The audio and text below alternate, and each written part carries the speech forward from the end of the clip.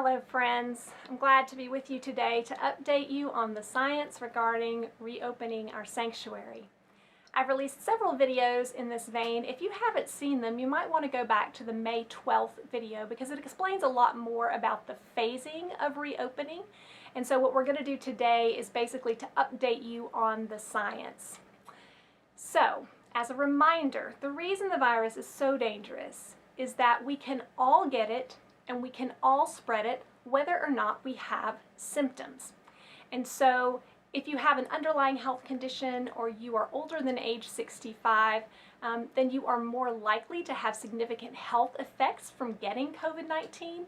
But even if you are young and healthy, you can get that virus. And even if you never show a single symptom, you can spread that virus. And that's why it's so important for us to be cautious about reopening the sanctuary. So as a reminder, here is what we're looking for in order to be able to move to phase 1. A downward trajectory of documented cases within a 14-day period, or a downward trajectory of positive tests as a percent of total tests within a 14-day period. And that's assuming a flat or increasing volume of tests. Let's look at the picture here when it comes to active cases. Ken Morton is doing the hard work of graphing all of this for us, but he's not only graphing for us, he's also graphing for other institutions and organizations. So the line I want you to look at, the line that we are really following here at First Baptist, is the second line down, the orange line. And that shows us the rate and number of cases in Jefferson County and its 5 adjacent counties. And as you can see, it is going up quite sharply. As of June 26, Jefferson County had 33 active cases. That's more than triple the amount we had 2 weeks ago. And that measure of Jeffco plus 5 adjacent counties, there are 602 cases now, which is more than double in 2 weeks. So obviously on the active cases measure, we are going up and not down. Now we're going to look at that second measure, the percent of new tests that are positive. You can see here that there's a lot of spikiness, and so what Ken has done for us is to add that orange line, which gives us a better sense of the trajectory of what's happening, and you can see that that trajectory is also going up, not going down. Now I also want to address some other concerns because I've heard people say, well, we're all still going to Walmart. If we can go to Walmart, then we can go to church. And let me explain why that is such a different proposition. There are several factors that make gathering for an indoor worship service particularly dangerous at this time. In order to get the virus, you need a certain set of circumstances, and these are the biggest risk factors. Crowds. So the more people you have, the more likely you are that you might contract it from someone there. Proximity.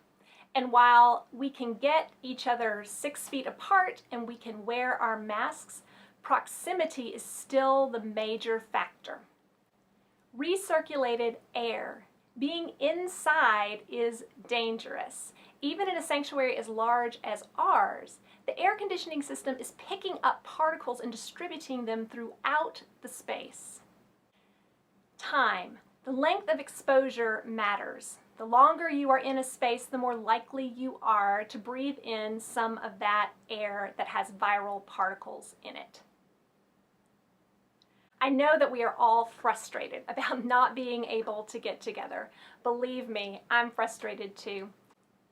But if you ask epidemiologists what is safe to do and what is not safe to do, they rank having an indoor worship service near the top of dangerous activities right now. And so we want to be as cautious as we can be because we want to protect both you and other worshipers who may come, as well as our neighbors. So what can we do with all this? Well, we want to be as safe as possible because we want to be able to get back together as soon as possible. One thing we do know, masks are effective. So please, wear your mask when you go to the grocery store or to pick up your meds. Stay home as much as possible.